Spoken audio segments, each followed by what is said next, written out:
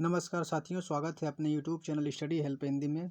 Friends, ये practice set 5 है जो कि NTPC CBT 2 और ग्रुप डी के एग्ज़ाम के लिए काफ़ी महत्वपूर्ण है। यदि आप लोगों ने अभी तक इसका पिछला वीडियो नहीं देखा, जिसे प्रैक्टिस सेट 4 तक ऑलरेडी वीडियो प्लेलिस्ट में है, तो यदि आप लोगों ने उस वीडियो को नहीं देखा है तो उसको भी जाकर जरूर देखें, क्योंकि ये सब वीडियो काफ़ी महत्वपूर्ण है। चलिए शुरुआत करते हैं। देखिए, यहाँ पर पहला प्रश्न दिया हुआ है कि निम्नलिखित में से किसे सितार का जनक माना जाता है। निम्नलिखित में से किसे सितार का जनक माना जाता है। इसका उत्तर हो जाएगा ऑप्शन नंबर डी, अमीर खुसरो को सितार का जनक माना जाता है। और अमीर खुसरो को ही तोतिए हिंद भी कहा जाता है। यह अमीर खुसरो और अमीर हसन बलबन के समकालीन थे। अगला प्रश्न देखिए यहाँ पर, दुनिया की सबसे कम उम्र की महिला प्रधानमंत्री हैं। तो इसमें से आपको बताना है कि दुनिया की सबसे कम उम्र की महिला प्रधानमंत्री कौन बन गई हैं। तो इसका आंसर हो जाएगा ऑप्शन नंबर सी, सना मारिन। सना मारिन जो है कि दुनिया की सबसे कम उम्र की महिला प्रधानमंत्री बन गई हैं। यह 35 वर्ष की है और फिनलैंड की प्रधानमंत्री हैं। अगला प्रश्न देखिए, 16 वर्षीय सैफाली वर्मा किस खेल से जुड़ी हुई हैं। इसका आंसर हो जाएगा ऑप्शन नंबर डी, क्रिकेट से। सैफाली वर्मा किस खेल से जुड़ी हुई हैं? क्रिकेट से। ब्रह्मपुत्र नदी द्वारा निर्मित नदी द्वीप का नाम बताइए। तो इसमें से ब्रह्मपुत्र नदी पर कौन सा द्वीप निर्मित है? इसका आंसर हो जाएगा ऑप्शन नंबर सी, मौजली द्वीप। मौजली द्वीप जो कि ब्रह्मपुत्र नदी पर स्थित है और यह कहाँ पर है? असम में है। अगला प्रश्न देखिए यहाँ पर, पलामू टाइगर रिजर्व निम्नलिखित में से किस राज्य में स्थित है। इसका आंसर हो जाएगा option number A, Jharkhand. Palamu tiger reserve Jharkhand में स्थित है। संविधान में प्रारंभ में कितनी भाषाओं को शामिल किया गया था। इसका आंसर हो जाएगा ऑप्शन नंबर बी, 14 भाषाओं को संविधान में, जो कि प्रारंभ में 14 भाषाओं को सम्मिलित किया गया था। अब वर्तमान में कुल 22 भाषाएं हैं। अनुसूची 8 में कितनी भाषाएं हैं? कुल 22 भाषाएं हैं। अगला प्रश्न यहाँ पर है, कलिंग पुरस्कार किस क्षेत्र से संबंधित है। तो कलिंग पुरस्कार किस क्षेत्र में दिया जाता है? इसका आंसर होगा ऑप्शन नंबर सी, विज्ञान। कलिंग पुरस्कार विज्ञान के क्षेत्र में दिया जाता है।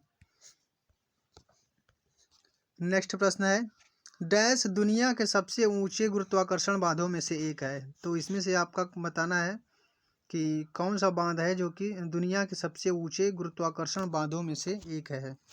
इसका आंसर होगा ऑप्शन नंबर सी, भाखड़ा बांध। भाखड़ा बांध जो है कि एक गुरुत्वाकर्षण बांध है जो दुनिया के सबसे ऊंचे गुरुत्वाकर्षण बांधों में से एक है और यह पंजाब और ये हिमाचल प्रदेश में स्थित है। सतलुज नदी पर यह बांध बना हुआ है।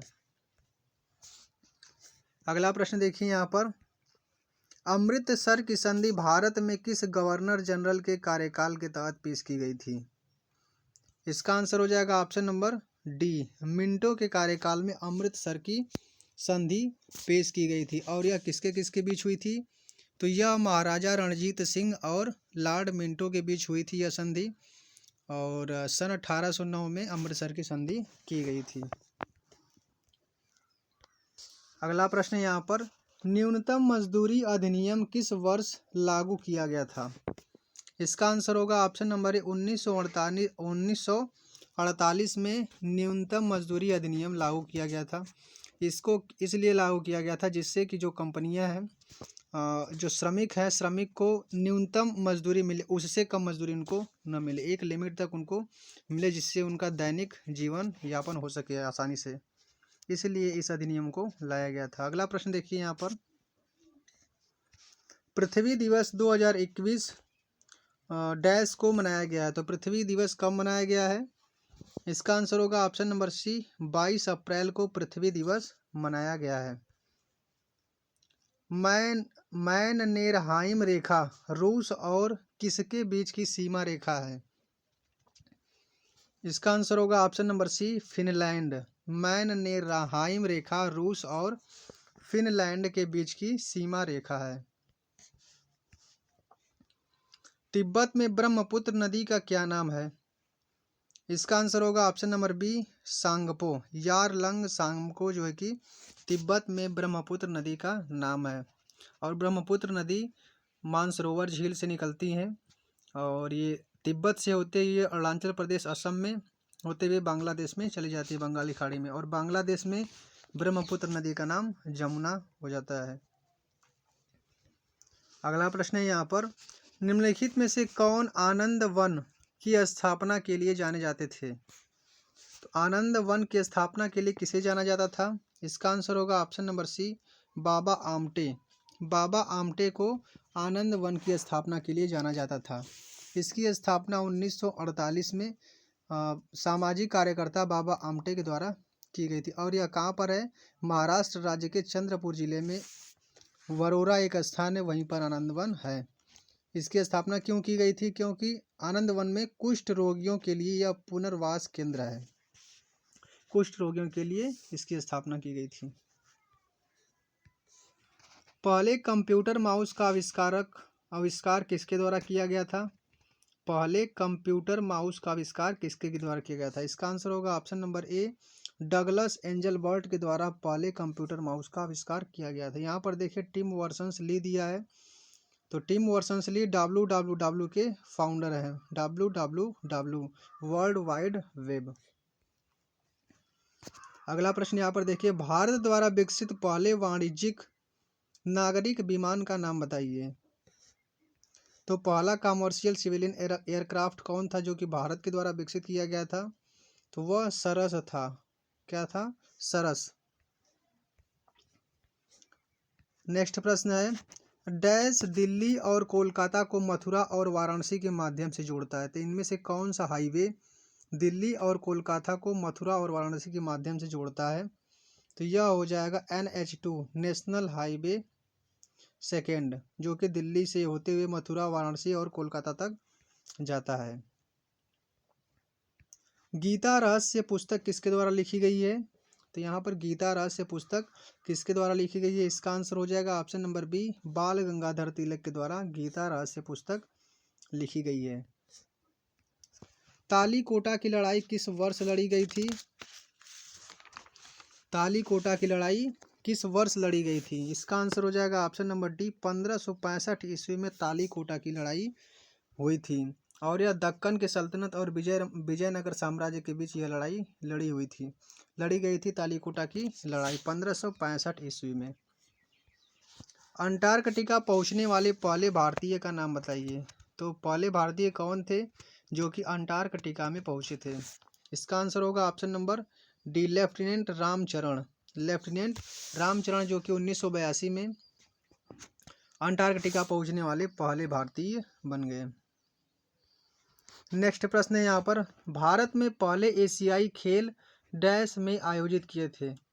तो भारत में पहले एशियाई खेल का आयोजन कब किया गया था? 1951 में पहले एशियाई खेल का आयोजन नई दिल्ली में किया गया था। निम्नलिखित में से कौन सा देश G20 का सदस्य देश नहीं है? तो इसमें से कौन सा देश है जो कि G20 का सदस्य नहीं है? तो ऑप्शन नंबर ए सही हो जाएगा इसका, सिंगापुर जो कि G20 का सदस्य नहीं है। बाकी जो 3 दिए हैं नीचे ये सब G20 के सदस्य देश हैं। भारत भी G20 का सदस्य देश है। अगला प्रश्न देखिए यहाँ पर, निम्नलिखित में से कौन सा देश ऊन का सबसे बड़ा उत्पादक है? तो इसमें से ऊन का सबसे बड़ा उत्पादक देश कौन सा है? तो इसका आंसर हो जाएगा option number A, Australia. Australia जो कि ऊन का सबसे बड़ा उत्पादक देश है और विश्व का लगभग 25% ऊन ऑस्ट्रेलिया के द्वारा उत्पादित किया जाता है। अगला प्रश्न देखिए, उत्तरायण उत्सव निम्नलिखित में से किस राज्य में मनाया जाता है? इसका आंसर होगा ऑप्शन नंबर बी, गुजरात में। उत्तरायण उत्सव गुजरात में मनाया जाता है और इस त्यौहार को मकर संक्रांति के रूप में मनाया जाता है उत्तराखंड में। गुजरात में जो है कि उत्तरायण त्यौहार मनाया जाता है मकर संक्रांति के रूप में। अगला प्रश्न यहाँ पर है, डैश को सर्वसम्मति से भारत के राष्ट्रपति के रूप में चुना गया था? सर्वसम्मति से भारत के राष्ट्रपति के रूप में चुना गया था, मतलब निर्विरोध किसको इसमें से चुना गया था? तो इसका आंसर हो जाएगा ऑप्शन नंबर डी, नीलम संजीव रेड्डी को जो है कि निर्विरोध या फिर सर्वसम्मति से भारत के राष्ट्रपति के रूप में चुना गया था। इथियोपिया की आधिकारिक मुद्रा क्या है? तो यहाँ पर currency of Ethiopia, Ethiopia currency क्या है? इसका आंसर हो जाएगा ऑप्शन नंबर इथियोपियन बिर। बिर जो है कि इथियोपिया की आधिकारिक मुद्रा, और इथियोपिया की राजधानी क्या है? एडिस अबाबा, जो कि एक साउथ अफ्रीका का देश है। अगला प्रश्न यहाँ पर, बासवराज बोम्मई किस राज्य के वर्तमान मुख्यमंत्री हैं? तो इसका आंसर होगा option number D, Karnataka. Basavaraj Bommai Karnataka के वर्तमान मुख्यमंत्री हैं। भारतीय रेलवे ने डैश तक मतलब किस वर्ष तक भविष्य के लिए तैयार रेलवे प्रणाली बनाने के लिए एक राष्ट्रीय रेल योजना तैयार की है? Future ready. तो इसके लिए आंसर क्या हो जाएगा? ऑप्शन नंबर बी, 2030 तक भारतीय रेलवे ने भविष्य के लिए तैयार रेलवे प्रणाली बनाने के लिए एक राष्ट्रीय रेल योजना तैयार की है। मानव पूंजी सूचकांक the human capital index dash द्वारा जारी एक वार्षिक रिपोर्ट है। तो इसमें से आपको बताना है कि ह्यूमन कैपिटल इंडेक्स जो कि मानव पूंजी सूचकांक है, किसके द्वारा जारी किया जाता है? इसका आंसर होगा ऑप्शन नंबर ए, विश्व बैंक, वर्ल्ड बैंक के द्वारा ह्यूमन कैपिटल इंडेक्स जारी किया जाता है। भारत ने फरवरी 2021 में सहतूत बांध के निर्माण के लिए किसके साथ समझौता ज्ञापन पर हस्ताक्षर किया? इसका आंसर होगा ऑप्शन नंबर सी, अफगानिस्तान के द्वारा सहतूत बांध के निर्माण के लिए भारत ने एक समझौता किया था। अगला प्रश्न है कि डैश को यूनेस्को की विश्व धरोहर स्थल के रूप में मान्यता दी गई? तो इसमें से किसको विश्व धरोहर स्थल के रूप में मान्यता दी गई? इसका आंसर होगा ऑप्शन नंबर डी, जयपुर, जो कि एक शहर है। इसे भारत का गुलाबी शहर भी कहा जाता है। इसी को 2019 में यूनेस्को की विश्व धरोहर स्थल में मान्यता प्रदान की गई। अगला प्रश्न है कि अंतर्राष्ट्रीय साक्षरता दिवस डैश को विश्व स्तर पर मनाया जाता है? अंतर्राष्ट्रीय साक्षरता दिवस कब मनाया जाता है?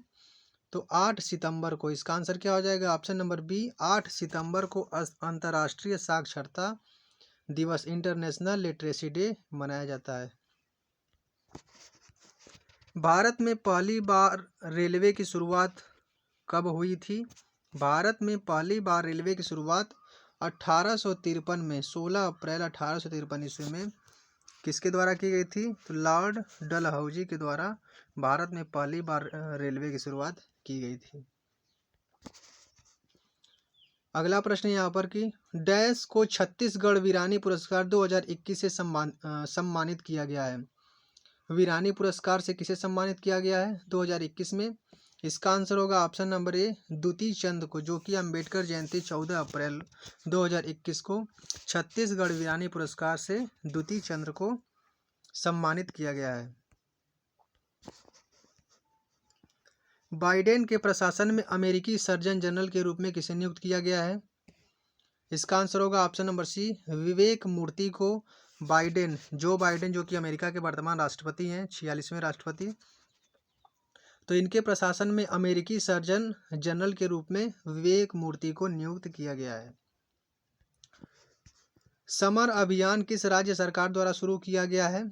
समर अभियान किस राज्य सरकार द्वारा शुरू किया गया है? इसका आंसर होगा ऑप्शन नंबर सी, झारखंड।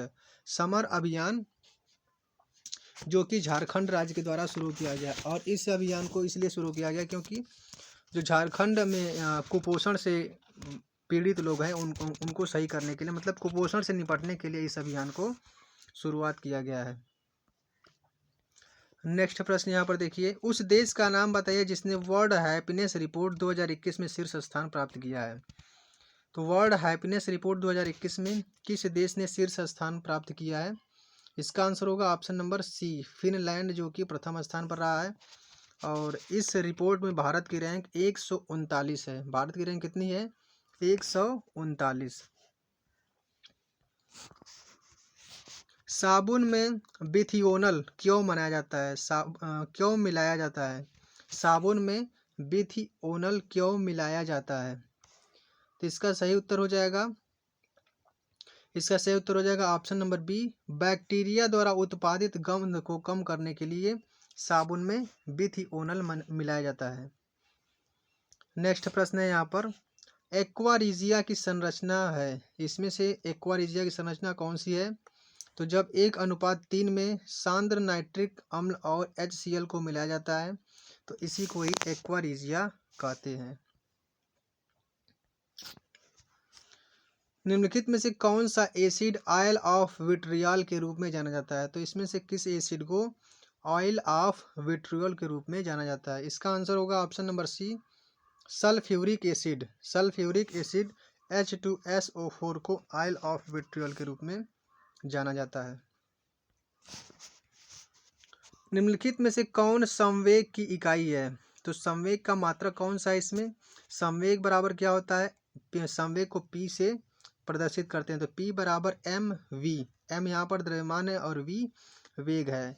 तो द्रव्यमान का मात्रक किलोग्राम और वेग का मात्रक मीटर प्रति सेकेंड, तो इसलिए इसका मात्रक क्या हो जाएगा? संवेग की इकाई किलोग्राम मीटर प्रति सेकेंड। अगला प्रश्न है यहाँ पर, परमाणु बम के कार्य करने के पीछे का सिद्धांत क्या है? तो परमाणु बम किस सिद्धांत पर कार्य करता है? इसका आंसर होगा option number B, nuclear fission. Nuclear fission मतलब नाभिकीय विखंडन। फिजन का मतलब होता है विखंडन और यहीं पर है फ्यूजन। फ्यूजन का मतलब होता है संलयन। तो परमाणु बम न्यूक्लियर फिजन पर कार्य करता है, मतलब कि नाभिकीय विखंडन पर, और जो हाइड्रोजन बम होता है वह नाभिकीय संलयन पर कार्य करता है, अर्थात न्यूक्लियर फिजन पर।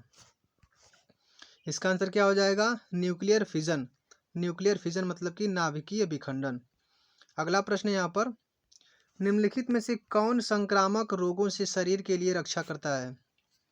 तो संक्रामक रोगों से शरीर की रक्षा कौन करता है इसमें से? इसका सही उत्तर होगा ऑप्शन नंबर बी, ल्यूकोसाइट्स, जिसे WBC भी कहते हैं, व्हाइट ब्लड कॉर्पसेल्स, सफ़ेद रक्त कणिकाएं, जो कि संक्रामक रोगों से शरीर की रक्षा करता है। अगला प्रश्न है, ग्लाइकोजन मानव शरीर के किस भाग में संचित होता है? इसका आंसर होगा ऑप्शन नंबर ए, यकृत में। ग्लाइकोजन मानव शरीर के यकृत में संचित होता है। निम्न में से कौन सा जीव जल में डाई ऑक्सीजन उत्पन्न करता है? तो इनमें से कौन सा जीव है जो कि जल में डाई ऑक्सीजन उत्पन्न करता है? इसका आंसर हो जाएगा ऑप्शन नंबर सी, फाइटोप्लैंक्टन एक जीव है जो कि जल में डाई ऑक्सीजन उत्पन्न करता है। तो फ्रेंड्स, यह लास्ट प्रश्न है। यदि आपको यह वीडियो अच्छी लगी हो तो वीडियो को लाइक ज़रूर करें, और यदि आप इस चैनल पर नए हैं तो प्लीज़ चैनल को सब्सक्राइब जरूर कीजिए। मिलते हैं नेक्स्ट वीडियो में अगले सेट के साथ, तब तक के लिए धन्यवाद।